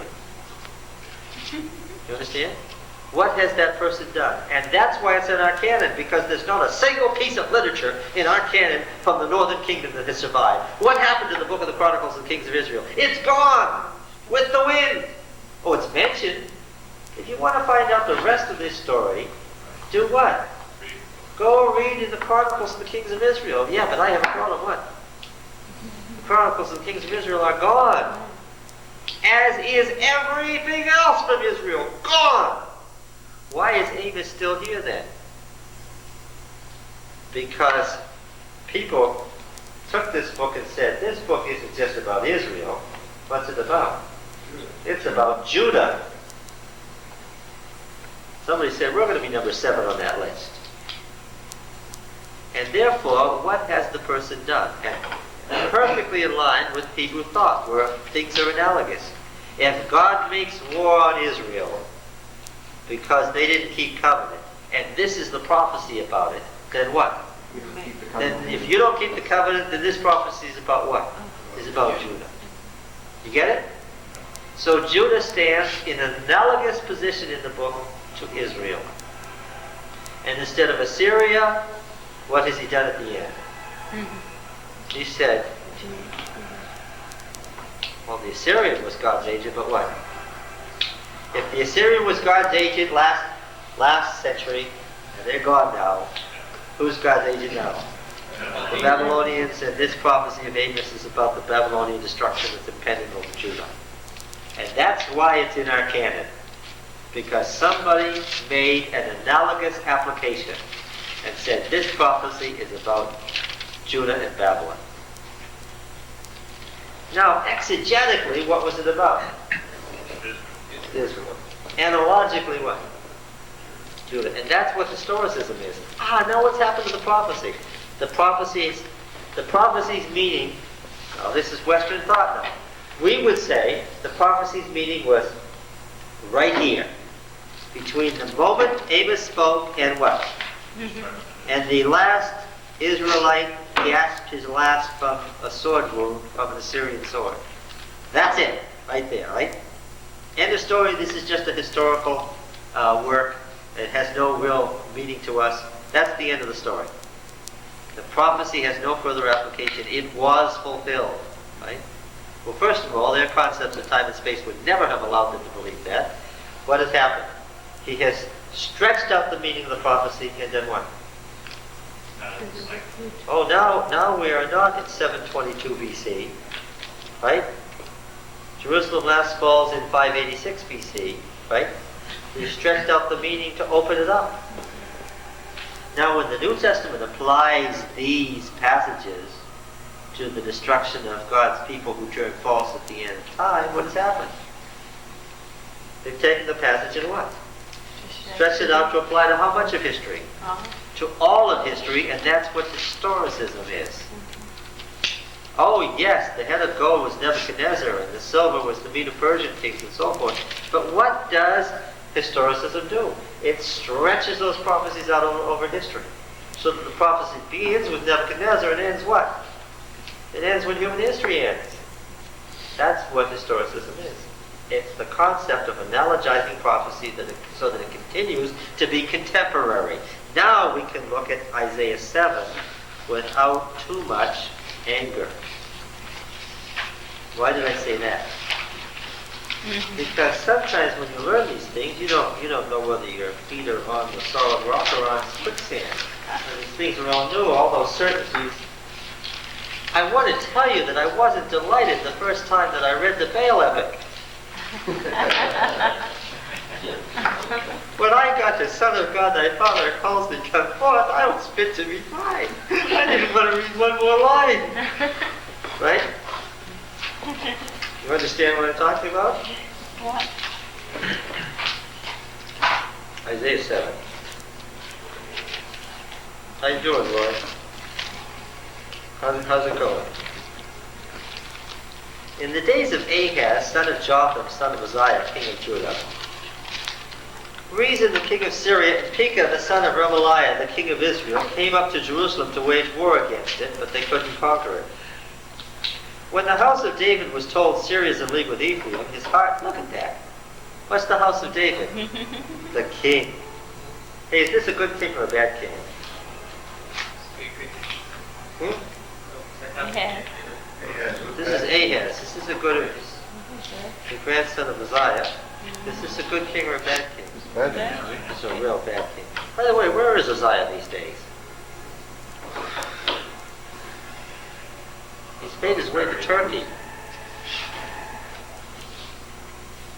What? Sometimes things are going along just so nicely and I seem to be making sense, and then I take a left turn and you have no idea what on earth. Here's the story. Uzziah died a leper for wanting to be a priest. Now, we need to know some Canaanite legends about kings who were priests to make any sense out of that. Only the Canaanite king Daniel was a priest king, and of course then it was Melchizedek, the priest king. And we need to know the theology of priest kings, but we can't go into that now.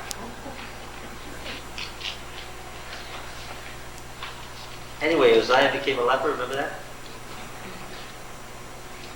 Along about 1881, somebody was plowing, a Turkish peasant was not a Turkish peasant, a Palestinian peasant was plowing on the Mount of Olives, and his plow hit something.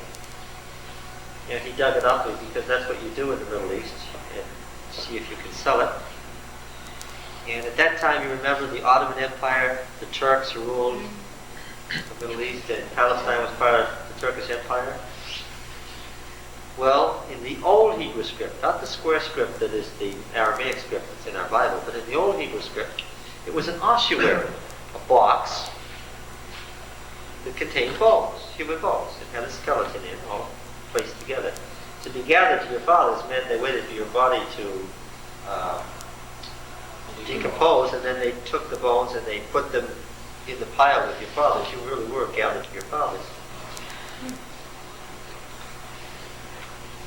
Nobody could read it because it was Old Hebrew, but eventually it was deciphered. And you know what it said, Oscar? It said, "Hither were brought the bones of Hosea, king of Judah, do not disturb." Yeah, and they took it to the National Museum in Ankara, and I said, "What became of Hosea lately? Where is he?" And the answer is, he's in Turkey.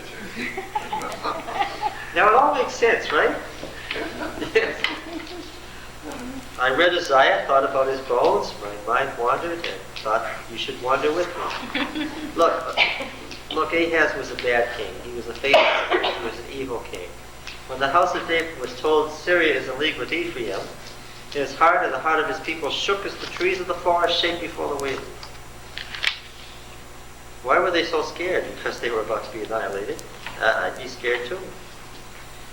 And Yahweh said to Isaiah, "Go forth to meet Ahaz, you and Shear Yashub, your son."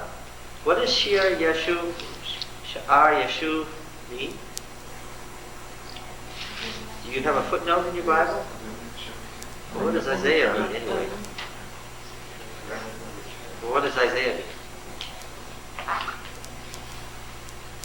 Yahweh is salvation. She'ar Yashuv, his son, means a remnant will return. Well, obviously, a remnant isn't going to return. Is that a good promise or a bad one? Well, it's a good promise. It's a remnant is going to return. But it's a bad promise because what? A remnant is going to return unless what? Unless it's destroyed. Yes. It's neither. Yeah, well, blessings and curses. It depends on what you make of it. A remnant can be good or bad. Yes, that's right. Depends on what you make of it. At the end of the conduit of the upper pool by the highway to the fuller's field, what's happening here? The king is personally examining the water sources of the city to see if they can withstand a siege. And while he's doing this, Isaiah turns up with his little kid. Say to him, "Take heed, be quiet, do not fear.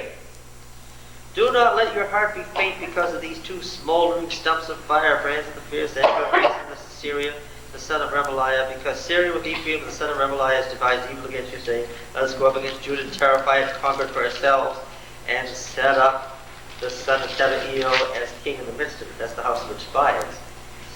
Thus says the Lord God, "It shall not stand, it shall not come to pass. For the head of Syria is Damascus, its capital, and the head of Damascus is Rezin, its king. And the head of Ephraim is Samaria." Oh, this thing in parentheses is a note that worked its way in the text. Somebody wrote a note in the margin, and the note became part of scripture here. "And the head of Ephraim is Samaria, and the head of Samaria is the son of Remaliah. If you will not believe, surely you shall not be established." So there's a great promise. These two smoldering firebrands, what's going to happen to them if they're smoldering? They're about to go out. These two kings are going to die.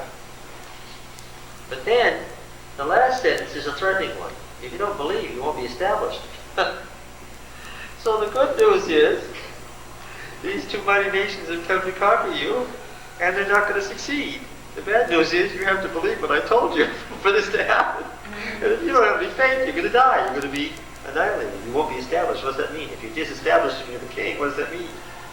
You're dead.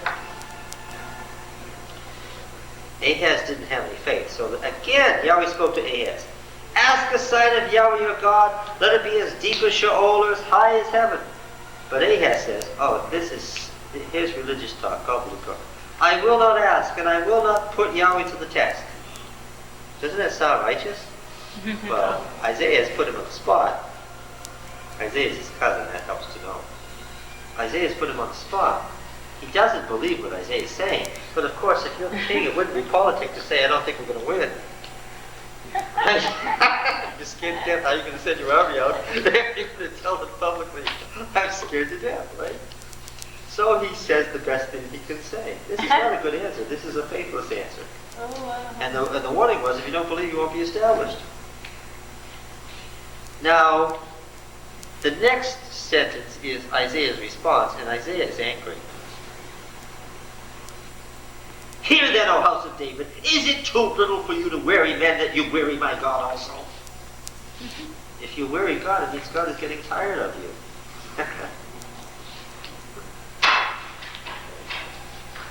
Therefore, the Lord himself will give you a sign.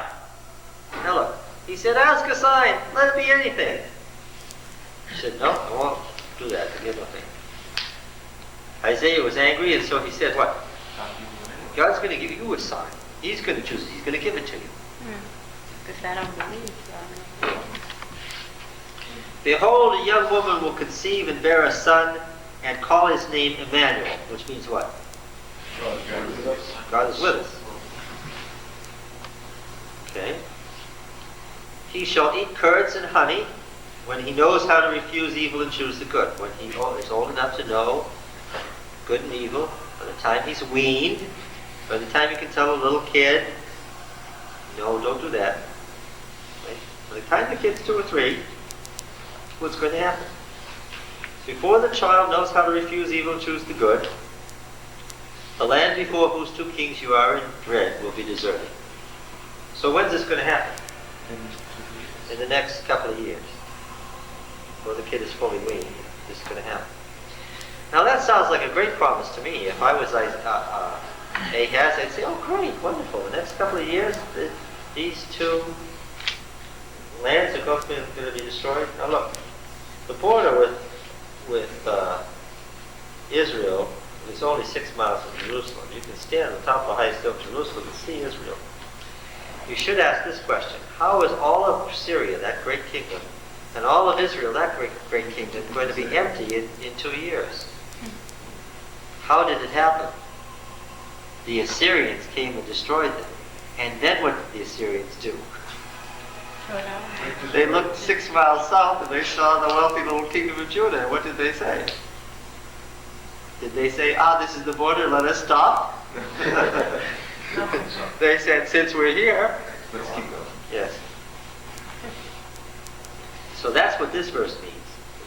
Yahweh will bring on you and on your people and on your father's house such days as have not come since the day that Ephraim departed from Judah. Now, that was a disaster, wasn't it? When the northern kingdom split off. The king of Assyria. What a disastrous promise. Ahaz didn't believe, so God's going to give him a sign. Okay, you're scared to death of these 2 kings. So I'm going to give you a sign. I'm going to take care of it for you. What am I going to do? Scared of these 2 kings? Within 2 years, what? I'm going to destroy them all. The land's going to be deserted. You don't need to worry about it. But then there's the rest of the story. What is it? The reason is that the Assyrians are going to be the ones who do it, and then they're going to come on you. Why was Ahaz cursed with this promise? Because he wouldn't what? Believe. In that day the Lord will whistle for the fly at the sources of the streams of Egypt, and for the bee in the land of Assyria. And they'll come and settle in all your rocks, right? You're going to get caught between. Of course, once Assyria gets down this far in the Fertile Crescent and starts invading Judah, what are the Egyptians going to do? They're going to come out of it. Is that good news? It's going to be a world war and what? And they're going to fight in your kingdom. Because you're going to whistle for the... Oh, boy. That's the first promise. That's the A. B, verse 20. In that day the Lord will shave with a razor, which is higher beyond the river Euphrates, with the king of Assyria, the head and the hair of the feet, and he'll sweep away the beard also. Oh, they shave people totally when they enslave them. Next promise. Here's the promises to Ahaz. In that day a man will keep alive a young cow and 2 sheep, and because of the abundance of milk they will give, he will eat curds, for everyone that's left in the land will eat curds and honey. Now I know it's why the kid's going to eat curds and honey. Because 1 cow and 2 sheep are going to be enough to support everybody that's left. So what does that say? How many folks are going to be left? Yeah. Another promise. Wouldn't you at this time just ask Isaiah to shut up? In that day, every place where there used to be 1,000 vines worth 1,000 shekels of silver will become briars and thorns. With bows and arrows men will come there. For all the land will be briars and thorns. And as for the hills which used to be hoed with a hoe, you will not come there for fear of the briars and thorns, but they will become a place where cattle are let loose and where sheep tread. So what's going to happen to the beautiful vineyards? It'll become a wilderness. Is that enough? Have you had enough yet? Well, what happened? Then the Lord said to me, 8:1, take a large tablet and write on it in common characters so people could read it, belonging to Mar Shalal Hashbaz, meaning the spoil of speeding, the prey is hastening. I got reliable witnesses, Uriah the priest, Zechariah the son of Jeberechiah, to attest for me, and I went to the prophetess, and she conceived and bore a son. Now you see, this is intentional. I went to the prophetess, and she conceived and bore a son. Verse 7:14 said what?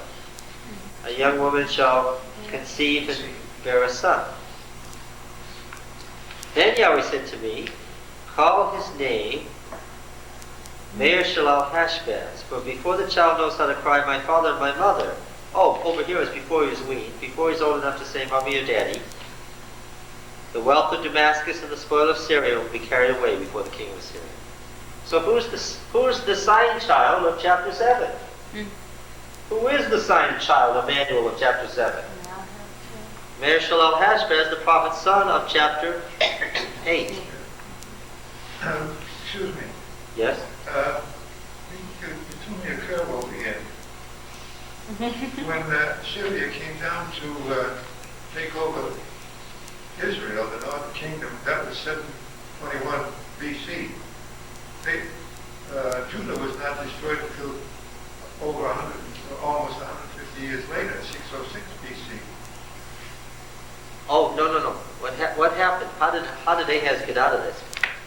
How did he get out of it? He had a treaty, didn't he? First of all, the Assyrians did destroy Judah, and when there was nothing left, what did he do? What did he do? He said, I'll be your vassal forever if you'll just let me live. I'll worship all the gods of Assyria, and I'll put the gods of Assyria in the temple in Jerusalem. And we'll make constant prayers for the emperor of Assyria, and we'll be your slaves forever. They weren't independent anymore. They became a part of the Assyrian Empire. Until Hezekiah. That's another story. Now, here we go, verse 5. Now he spoke to me again. Now see, the again indicates that it's tying all these things together. Because this people have refused the waters of Shiloh that flow gently. Because it was at the pool of Siloam, which means peace, that he had confronted the king, and the king had refused to believe. And the king wasn't there alone, he was there with his whole court. And Siloam means peace. Because this people have refused the waters of Shiloh that flow gently, and melt in fear before Rezin the son of Remaliah, therefore behold, the Lord is bringing up against them the waters of the river, mighty and many, the king of Assyria and all his glory. So here the Euphrates is the symbol for Assyria. And the Euphrates is overflowing into Judah. And it will rise over all its channels and go over all its banks, and it will sweep on into Judah, and it will overflow and pass on, reaching even to the neck in its outspread wings. Oh, remember, a river is a serpent, and when it overflows, it's spreading out its wings. It will overflow and pass on, reaching even to the neck, and its outspread wings will fill the breadth of your land, O Emmanuel. He's speaking to the child. So the child, Emmanuel, is born in the next chapter. And the sign child is the sign child a promise of salvation or destruction? Destruction for the masses, but for those who believe, what? Salvation. Yeah. Now it matters, doesn't, that, okay, this is the 8th century BC. Let's go forward 600 years. 600 years later, in Egypt, some Jews are translating Isaiah into Greek. And they come to the word Bethulah in verse 14, a young woman. And they look at all the occurrences of this word in Old Testament. And remember, Hebrew is no longer spoken. Hebrew is no longer a living language. It's been dead for many centuries. And they're trying to decide what this word means. And they conclude that it means Parthenos. That must... I'm talking about verse 14, Isaiah 7, verse 14. A young woman will conceive and bear a son. Okay. And they conclude that it means Parthenos, which being interpreted in English is what? Virgin. So they write Parthenos, virgin. Now this Greek translation of the Old Testament is the most common translation, and it goes far and wide. And people come to think in terms of, when they read this passage in Isaiah 7:14, that it's promising what? No, they don't think of Jesus. Come on now, folks. Let's keep your thinking caps on. They think it means what? That a child is to be born As a sign. as a sign from a virgin. Yeah. Okay. So they're looking for, remember, a prophecy is never done with. Once made what? He's repeated. But now it's not from a young woman, it's from a virgin. What is the exegetical meaning of Isaiah 7:14? Who is the child?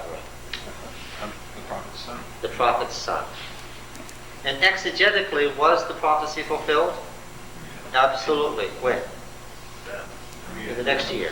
Yeah. Why does the New Testament quote that for Jesus? Well, that's what we're in the midst of. We have the exegetical meaning of the text. Now, when we get to Matthew, what are we looking at? Is that the exegetical meaning? Was Isaiah predicting Jesus? What's the answer? No. No, no. Why did Matthew quote it? You should be able to answer that by now. You should be able to say that to all of us. What's the answer? What? Because Matthew, if there's anything that distinguishes the book of Matthew of all the Gospels, it's the Gospel to whom? To the Jews. And it is the most Jewish of books. It's the most Semitic of... We know that Mark is Roman, and we know that Luke is Greek. Right? Yeah. Matthew is Jewish, and it imbibes Semitic thought forms, and it uses the methods that the rabbis use to interpret the Old Testament, that is to say, by analogy.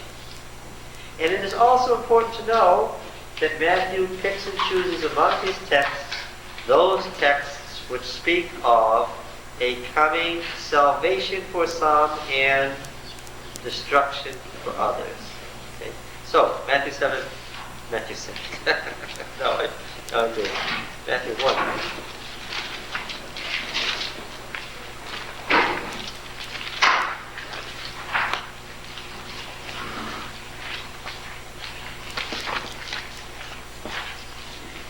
What does it say in 122? All this took place to fulfill what the Lord had spoken by the prophet. Behold, a virgin shall conceive and bear a son, and shall call his name Emmanuel, which means God with us. You see, you can tell you're reading a translation. In what sense does it fulfill what the Lord spoke by the prophet? We wouldn't say it that way. We never would have said that, because we don't think by analogy. But they did think by analogy. In Judaism, the Jewish rabbis are still interpreting texts by analogy. So, you look at these passages in the New Testament that are passages that are quoted from the Old Testament, and they are fulfilled by analogy. Let's look at it again. The later application of the text by inspired or uninspired sources, the use does not apply to an exegetical fulfillment. Was Jesus' birth the exegetical fulfillment of Isaiah 7:14? No. What was it? Was it a fulfillment? Yes, it was the analogical fulfillment. Oh no, it was a dual prophecy. Because the problem with that is I can show you some prophecies where you have 3 fulfillments. And some where you have 4. So your dual prophecy becomes what? Sometimes, see, then there's no hermeneutical rule. Then you would see, is this prophecy one that gets fulfilled once? Or is it a dual prophecy that's supposed to get fulfilled twice? Or is it a triple prophecy that's supposed to be fulfilled 3 times? Or a quadruple prophecy? And how do you know? You don't know. There's no principle. Until you understand ancient thought forms. And then it becomes simple. Right? All right. What? Holmes thinks it's too simple. I'm waiting for it to become simple. Now, you've been hearing about this analogical thought now for several weeks. This is only the 5th class. I'm sorry, I missed how you determined whether it's double, triple, or quadruple based. No, I was saying, no, I didn't, no. I didn't say that it was double, triple, or quadruple. I said it wasn't double, triple, or quadruple. It wasn't that at all. What is it? Analogy. Yes. And the idea being, now wait a minute, let's make it fun. Could the Lord send a sign child now that was a fulfillment of Isaiah 7? Yep. The Lord could raise up a prophet among us who prophesied a sign child that was a sign of the coming in of salvation and destruction. And it would be the fulfillment of Isaiah 7. And if the prophet said, this is what the Lord has said to fulfill Isaiah 7, what would we have to say? We'd have to say, yep. And I know that the Lord could do that, and I know the Lord would do that because Ellen White does it all the time. She'd take passages that are about the destruction of ancient cities in Joel by the Babylonians. And what does she say? This is about the end of the world. I'm going to write this right down here in the book Great Controversy in one of the later chapters, and I'm going to say this is the fulfillment of that prophecy. And is it right to say it's the fulfillment? By what? By analogy. But now, he's going to tell me in Sabbath school class, Mrs. White says this is the fulfillment. And I'm going to say, no, that's not the exegetical meaning of Joel at all. You understand? Exegetically, how often did Mrs. White apply texts exegetically? When she was applying them to the church today, what? Never. What are you going to do with the text that in Deuteronomy chapter 29, verse 29, it says, as you believe in God, so shall you be established. As you believe in his prophets, so shall you prosper. Are we talking about disbelief in his prophets? No. Oh, no, we're not talking. Are you bringing a text that doesn't have to do with what we're talking about here? About type and antitype. Oh, wait a minute. Whoa. Type and antitype, our brother says. Type and antitype seems to be the only thing that folks know today about the Old Testament and its relation to the New Testament. And what do I have to tell you about typology?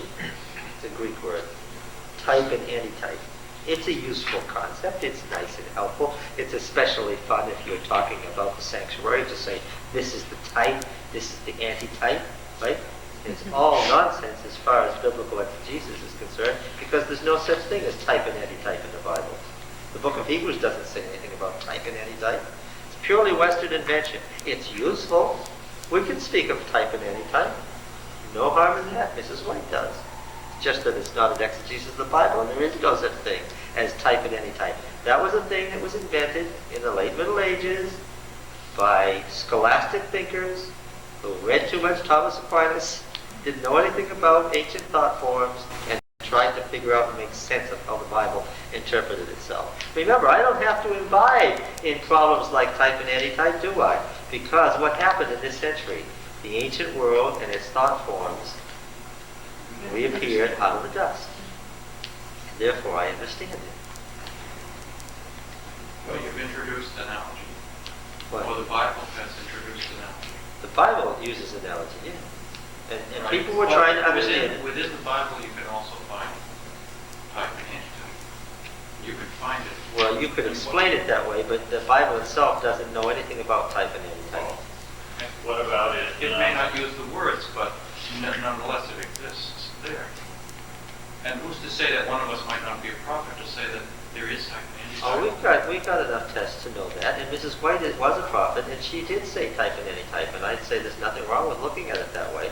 But that is not what is going on in the later use of an earlier inspired writer in the Bible. What we're discussing is called inner biblical exegesis. And the principle of inner biblical exegesis that always is operative is what? Analogy. It's not type and antitype, because you get to a lot of places where you don't have any type and antitype. Yes? What about when you get to the New Testament? I don't know if it's Corinthians 10:4, where it says the going through the Red Sea was the baptism, and the rock in the desert that gave the water was Jesus. Now, isn't that type and antitype? Yeah, and the word that's used there is analogy. The actual word that's used is analogy. The actual Greek word actually appears, as it does in several places in the New Testament. Now, remember when he speaks about the two cities? Yeah. And he says, now I take this to be an analogy? Yes. Okay. Paul was a rabbi trained in rabbinic tradition. And his interpretation, as was Jesus, by the way. Let me back up for just a moment. Where did they get these particular passages that they used in the Old Testament to prove Jesus was the Messiah? Where did they get those? Who decided that Isaiah 7:14 would be a proof text for Christians? Who chose that one? Who decided that the passage in Joel would be a passage about the end of the world? Who chose that as a proof text? Who determined that most of the proof texts would come from Isaiah and Psalms and Deuteronomy? Who made those decisions? Didn't Jesus point those out to the two disciples Yes. on the road? Well, long before that. See, this is something that's not fully understood, but when you analyze it carefully, the founder of Christianity was Jesus Christ. He taught this analogical interpretation of the Old Testament, where he made analogies to himself. Right? If you read the Gospels, you will find that he chose the proof texts. Okay? Yes, Peter didn't use the proof text that he used in the sermon on Pentecost because he thought them up. He was using those proof texts which Jesus had consistently used. The founder of Christianity was Christ. Okay? What Jesus did was, he took the whole Old Testament, and as a good historicist, he made all prophecy contemporary to his own time, and by analogy, he applied all promises to what? To himself. Yeah. That's the principle of analogy. Jesus didn't do an exegesis of the Old Testament passages. What point would there have been to that? I think it's great to study and find out what Ahaz's problem was when Isaiah confronted him. But that wasn't what Jesus was doing. What was he doing? He was presenting the final analogical fulfillment in himself. Yes. So we don't have to worry about type and antitype. We don't have to worry about dual prophecy or any of those things. We have one consistent hermeneutical principle, and that is analogical thought used consistently by the ancients all the way down to Jesus' day. And now, one last thing. I want to get to number 3 so we can stop. The homiletical usage. Listen, the homiletical usage is the fun one. This is the one that we often hear. This is where there's no valid analogy to our time. There's no understanding of what the exegetical situation of the passage was. The preacher's just preaching, and what's he doing? It's illustrating. Yeah, he's illustrating. He's expositing. That's the word we use in the sermon. Misinterpreting. Well, the people may be greatly spiritually blessed, Charles. Right? Well, yes, in spite of. What happens to me is we go home and everybody says, wasn't that a wonderful sermon? But you're not spiritually blessed because you say, if he's misusing text like that, how can I trust anything that he says? Well, see, Wait a minute. You don't have to have exegetical meaning. That's right. Application. Right. that's right. That's I why, know, but when you just lift things out and say this is what it means without really getting to the basis of what the Bible says, then you can say anything you want. my point is that people can be spiritually blessed if the preacher doesn't know anything about the background. I would like it better, personally, if he did know and was preaching out of the meaning of the text and still doing a spiritual application to our own day. And I have heard preachers who preach out of the meaning of the text who are wonderful. Do you understand what I'm saying? And that would be my preference. That the person take the time to understand what he has chosen to talk about, the text he's chosen, and do an exegesis of it. And maybe maybe the exegesis per se won't even appear in the sermon. But I can tell, listening, whether the person has spent time with the text to understand it. You have a lot more confidence I do. in what he says. I do. It seems like an issue in the analogy is, do you have to be a prophet in order to make an analogical application of No, prior no, situation? no, you wouldn't have to be a prophet. The rabbis didn't know the text. Okay, but I wouldn't necessarily have to believe your analogical interpretation if I didn't agree with it. That's right. But it might be a valid one. The rabbis, that was still God's people. And all those centuries in between the two testaments, those rabbis were still God's appointed leaders to think up spiritual lessons. But we believe it. I mean, we say all the time, what goes around comes around. That's the heart of that historical cyclicism and makes all of that reapplication of prophecy valid. Yes. Yeah. You simply have to look for similar circumstance to make a similar application. Yes, it is analogy. See, here's the difference between historicism and dispensationalism. The dispensationalist says, here's a prophecy about Israel that hasn't been fulfilled. What's going to happen? We're going to get a literal state, and we're going to get 144,000 literal Jews, and we're going to get a Russian prince to come down, and we're going to have a war here, right at Megiddo, and they literalize. When you literalize, that's not an analogy. You understand? Literalizing is an analogy. That's saying there's going to be an exegetical fulfillment, and whatever hasn't been fulfilled exegetically so far, what? It's all going to happen in the future. They've missed the principle of analogy. That's the problem with dispensationalism. And that's why historicism is right, and dispensationalism is wrong. Got it? Yes, fun. Well, we didn't get very far in Genesis, did we? Are you meeting next week? Yes. Yes. Thank you. Last week, this was Yes. the holiday. Are you still with me? You have to babysit? Well,